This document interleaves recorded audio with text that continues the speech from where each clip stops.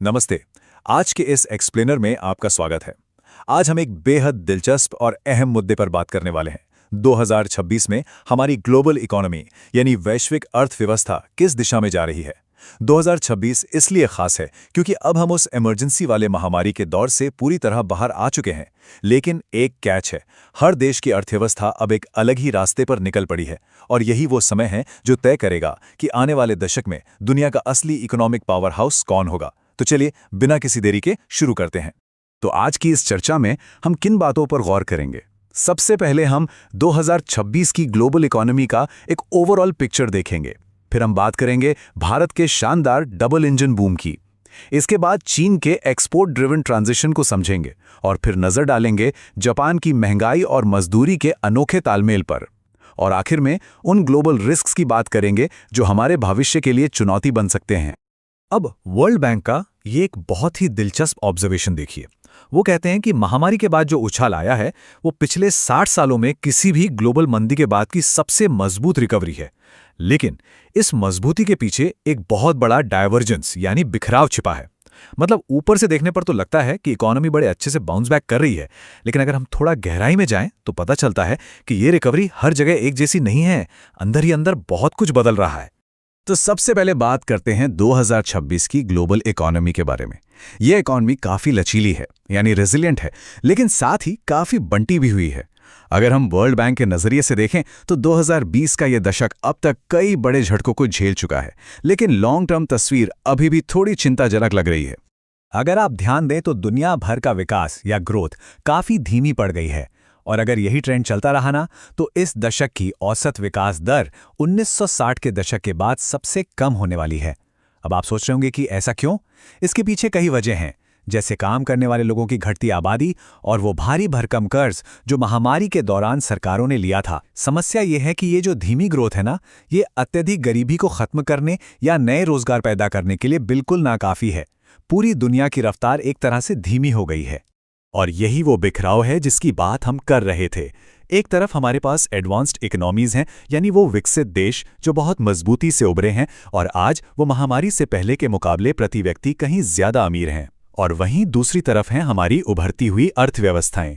आपको जानकर हैरानी होगी कि आज हर 4 में से एक विकासशील देश 2019 के मुकाबले ज्यादा गरीब है। ये सच में एक बहुत गहरी खाई है। दुनिया का एक हिस्सा तेजी से आगे भाग रहा है जबकि दूसरा हिस्सा अभी भी सिर्फ स्टेबल होने के लिए संघर्ष कर रहा है। अब इस ग्लोबल मंदी के बीच एक बहुत बड़ा अपवाद भी है। एक ऐसा देश जहां घरेलू मांग विकास को जबरदस्त तरीके से आगे बढ़ा रही है। जी हां, हम बात कर रहे हैं भारत के डबल इंजन बूम की, जो इस वक्त दुनिया में सबसे आगे चल रहा है। जरा इस आंकड़े को देखिए, 7.4%। ये वित्तीय वर्ष 2026 के लिए भारत की अनुमानित जीडीपी ग्रोथ है। अब सोचिए, एक ऐसी दुनिया में जहां ज्यादातर देशों की रफ्तार धीमी पड़ रही है, वहां 7.4% की ग्रोथ हासिल करना कोई मजाक नहीं है। इसी के दम पर भारत लगातार चौथे साल सबसे तेजी से बढ़ने वाली प्रमुख अर्थव्यवस्था बन रहा है। ये इस बात का सबूत है कि बाहर चाहे जितनी चुनौतियां हों, अगर देश के अंदर की इकोनॉमिक ताकत मजबूत है तो ग्रोथ को कोई नहीं रोक सकता। आखिर ये ग्रोथ आ कहां से रही है? इसे ही economic survey double engine boom कहता है। इस टेबल पर नजर डालिए। वित्तीय वर्ष 26 में प्राइवेट कंजम्पशन यानी लोगों की निजी खपत 61.5% है और इन्वेस्टमेंट यानी निवेश 30% है। आसान भाषा में समझे तो आम लोग अपनी जरूरत और शौक की चीजें जमकर खरीद रहे हैं और दूसरी तरफ बिजनेस और सरकारें इंफ्रास्ट्रक्चर में खूब पैसा लगा रही हैं। ये खपत और निवेश के 2 इंजन मिलकर भारत की अर्थव्यवस्था को रॉकेट की तरह आगे ले जा रहे हैं। और सिर्फ जीडीपी ही नहीं, अंदरूनी आंकड़े भी काफी मजबूत हैं। मैन्युफैक्चरिंग 8.4% की दर से बढ़ रही है और सर्विस सेक्टर 9.3% की दर से। इसके अलावा भारत का निर्यात यानी एक्सपोर्ट रिकॉर्ड $825.3 बिलियन तक पहुंच गया है। लेकिन मेरे हिसाब से सबसे कमाल की बात यह है कि बैंकों का एनपीए गिरकर सिर्फ 2.2% रह गया है, जो दशकों में सबसे कम है। इसका मतलब है कि भारत के बैंक इस वक्त बहुत हेल्दी स्थिति में है और बिजनेसेस को लोन देने के लिए पूरी तरह तैयार हैं। जहां एक तरफ भारत अपनी डोमेस्टिक डिमांड के दम पर उड़ रहा है, वहीं उसके पड़ोसी देश चीन की कहानी बिल्कुल अलग है। चलिए चीन के एक्सपोर्ट ड्रिवन ट्रांजिशन को समझते हैं। अब चीन को लेकर एक बड़ा सवाल ये है कि वो अपने रियल एस्टेट सेक्टर की भारी मंदी से कैसे निपट रहा है। दशकों तक चीन की इकोनॉमी का जो मेन इंजन था, यानी उनका प्रॉपर्टी और कंस्ट्रक्शन सेक्टर, वो अब लड़खड़ा रहा है। तो ऐसे में उनके पॉलिसी मेकर्स ग्रोथ के नए रास्ते कैसे खोज रहे हैं? ये चीन के लिए सच में एक बहुत बड़ा ऐतिहासिक मोड़ है। इसे आप ऐसे समझिए कि वहाँ दो बिल्कुल उल्टी ताकतें एक साथ काम कर रही हैं।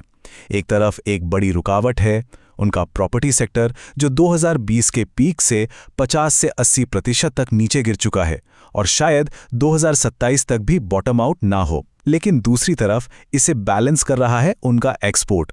चीन उभरते हुए बाजारों में बहुत तेजी से अपना माल भेज रहा है ताकि वो अमेरिकी टैरिफ से बच सके, और उनकी ये आक्रामक रणनीति काम भी कर रही है, क्योंकि उनका चालू खाता अधिशेष यानी करंट अकाउंट सरप्लस जीडीपी के 4.2% तक पहुंच गया है। और इसी एक्सपोर्ट कॉम्पिटिटिवनेस की वजह से गोल्डमैन सैक्स का अनुमान है कि 2026 में चीन की रियल जीडीपी 4.8% की दर से बढ़ेगी। ये आम अनुमानों से थोड़ा ज्यादा ही है। ये दिखाता है कि एक्सपोर्ट उनके प्रॉपर्टी सेक्टर के नुकसान की कितनी अच्छी तरह भरपाई कर रहा है। लेकिन हाँ, ये सवाल अपनी जगह कायम है कि क्या लंबे समय तक सिर्फ एक्सपोर्ट के भरोसे रहा जा सकता है, खासकर तब जब ग्लोबल ट्रेड में पहले से ही इतनी खींचतान मची हो। चलिए अब एशिया की एक और बड़ी अर्थव्यवस्था यानी जापान का रुख करते हैं। ये एक ऐसी एडवांस्ड इकोनॉमी है जो बिल्कुल ही अलग तरह के बाहरी और अंदरूनी बदलावों से गुजर रही है। बात करते हैं जापान की महंगाई और मजदूरी की। बैंक ऑफ जापान के अप्रैल 2026 के आउटलुक को देखें तो पता चलता है कि उनकी इकोनॉमी पहले थोड़ी धीमी होगी, लेकिन फिर एक ऐसे साइकिल में एंटर करेगी जिसका वो दशकों से इंतजार कर रहे थे। जी हाँ, जापान सालों के उस दौर से बाहर निकल रहा है जहां न कीमतें बढ़ती थी और न इकोनॉमी। अब वो धीरे धीरे हेल्दी महंगाई और ग्रोथ की तरफ बढ़ रहे हैं। बाहरी झटके किसी देश को कैसे हिला सकते हैं, ये उसका एक बेहतरीन उदाहरण है। देखिए होता क्या है, मिडिल ईस्ट में उथल पुथल मचती है जिससे कच्चे तेल के दाम बढ़ जाते हैं। अब जापान अपनी एनर्जी के लिए पूरी तरह आयात पर निर्भर है, तो उनके व्यापार की शर्तें बिगड़ जाती हैं। इसका सीधा असर कंपनियों के मुनाफे और आम लोगों की इनकम पर पड़ता है। नतीजा, आर्थिक विकास धीमा हो जाता है, जबकि महंगाई बढ़कर 2.5 से 3% तक पहुंच जाती है। लेकिन इस तेल के झटके के बावजूद जापान में एक बहुत ही कमाल की चीज हो रही है, एक वर्चुअस साइकिल, यानी एक ऐसा चक्र जो इकोनॉमी के लिए अच्छा है। हो ये रहा है कि वहां काम करने वाले लोगों की भारी कमी है, जिसकी वजह से कंपनियों को मजबूर होकर अपने कर्मचारियों की सैलरी बढ़ानी पड़ रही है।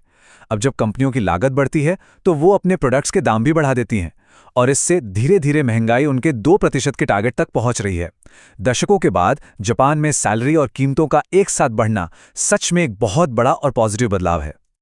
अब थोड़ा पीछे हटते हैं और वापस पूरी दुनिया की तस्वीर देखते हैं। इन सभी देशों की अपनी अपनी चुनौतियों के अलावा कुछ ऐसे ग्लोबल रिस्क भी हैं जो हर किसी के लिए खतरा बने हुए हैं। वर्ल्ड बैंक और बैंक ऑफ जापान दोनों ही बड़ी साफ चेतावनी दे रहे हैं कि आगे का रास्ता थोड़ा मुश्किल हो सकता है। खतरे कई सारे हैं, जैसे देशों के बीच बढ़ता ट्रेड वॉर और नए टैरिफ, फिर मिडिल ईस्ट का तनाव जिससे तेल की सप्लाई और शिपिंग में रुकावट आ रही है, और जब शिपिंग रुकती है ना तो लागत सीधे बढ़ जाती है। इसके अलावा दुनिया भर की सरकारों पर भारी कर्ज है, ब्याज दरें ऊंची हैं, नीतियां अनिश्चित हैं, और हां, खराब मौसम और क्लाइमेट चेंज की मार भी है। ये सब ऐसे खतरे हैं जिनसे कोई एक देश अकेले नहीं निपट सकता। तो अब सबसे बड़ा सवाल ये उठता है कि जैसे जैसे दुनिया की ग्रोथ धीमी पड़ रही है और हर देश अपनी अलग दिशा में जा रहा है, आखिर 2020 के दशक के बाकी बचे सालों को कौन सी अर्थव्यवस्था लीड करेगी? क्या भारत का ये शानदार डोमेस्टिक बूम दुनिया को रास्ता दिखाएगा? क्या चीन की आक्रामक एक्सपोर्ट रणनीति सबसे भारी पड़ेगी, या फिर ये देश अपने अपने अलग रास्तों पर ही चलते रहेंगे? इस सवाल का जवाब तो वक्त ही देगा, लेकिन इस पर सोचना जरूर बनता है। आज के इस एक्सप्लेनर में हमारे साथ जुड़ने के लिए बहुत बहुत शुक्रिया।